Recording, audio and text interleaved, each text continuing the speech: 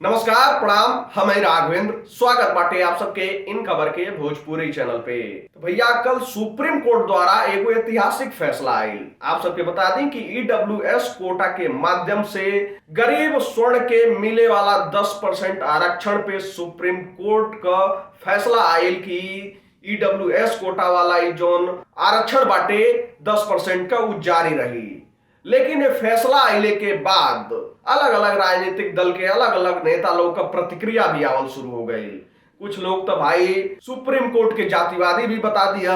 यही क्रम में आप सबके बता दी कि नीतीश कुमार का भी प्रतिक्रिया सामने आई और ये प्रतिक्रिया के साथ साथ एक नया बखेड़ा भी खड़ा हो गए। आप सबके बता दें कि मीडिया वाला लोग जब नीतीश कुमार से इस फैसला पे सवाल कैलस तो नीतीश कुमार कहने कि फैसला का स्वागत बाटे और बढ़िया बाटे कि ईडब्ल्यूएस के पक्ष में आयल हवे। लेकिन नीतीश कुमार यही के साथ साथ एगो नया मुद्दा खड़ा कईने जातिगत जनगणना का। उनके द्वारा कहल गई कि यही के साथ साथ जाति आधारित जनगणना भी होखे के चाहिए। आप सबके बता दें कि उनसे पहले आरजेडी के प्रवक्ता शक्ति यादव भी एक मांग कईने। नीतीश कुमार द्वारा ये कहल गई कि जातिगत जनगणना करा के और जैसे आबादी के अनुपात में एससी एसटी कैटेगरी के लोग के आरक्षण मिलेला वही तरीका से पिछड़ा के भी उनको हक मिले के चाहिए, यानी कि पिछड़ा के भी आबादी के अनुपात में आरक्षण मिले के चाहिए। आप सब भी सुनी कि नीतीश कुमार द्वारा इस पर का प्रतिक्रिया दियल गई। ईडब्ल्यूएस पे सुप्रीम कोर्ट का फैसला आया है 10% आरक्षण देने की जो बात स्वर्णों की गई थी सर। देखिए 10% का आरक्षण पहले से ही हो गया था। हम लोगों ने भी कहा था सुप्रीम कोर्ट ने कर दिया है वो तो ठीक ही है जो उसका हुआ।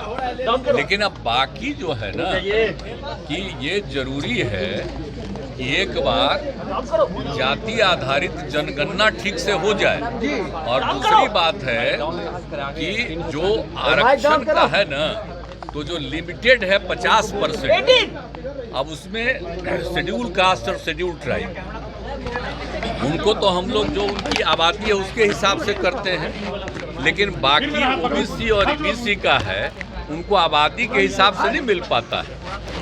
तो इसीलिए जब वो 10% हो गया बहुत अच्छा है, तो ये 50% का लिमिटेशन है, इसको बढ़ना चाहिए, ये अच्छी बात होगी। और उसके लिए ज़रूरी है कि पूरे देश का मतलब कि एक एक तरह का सबका आकलन पता चल जाए ताकि किनका क्या आबादी है और उसको देखते हुए कुछ जो मदद दी जाएगी।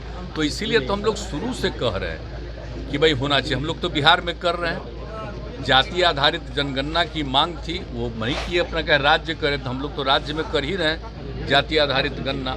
तो एक एक चीज़ की जानकारी होगी और उसके लिए लोगों का और हर का आर्थिक स्थिति भी कोई भी कम्युनिटी का होगा सबका देख करके उनको और बढ़िया करने के लिए, उनकी स्थिति को सुधार करने के लिए ही हम लोगों ने सोच लिया कि सबकी आर्थिक स्थिति को भी हम लोग देख लें। जो गरीब है चाहे वो किसी बिरादरी का किसी जाति का हो, सबकी हम लोग मदद करेंगे। उसके लिए ये सब करवा रहे हैं।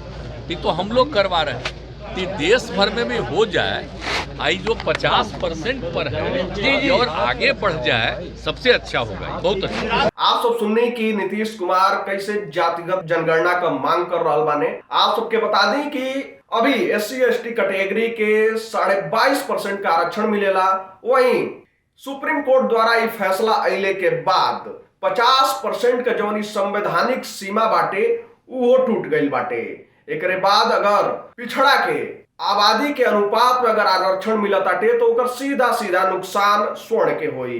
काहे कि भैया अगर पिछड़ा का भी आरक्षण बढ़ी तो जितना भी स्वर्ण खाती खुलल सीट होई, ओपन सीट होई, वो कम हो जाएगी।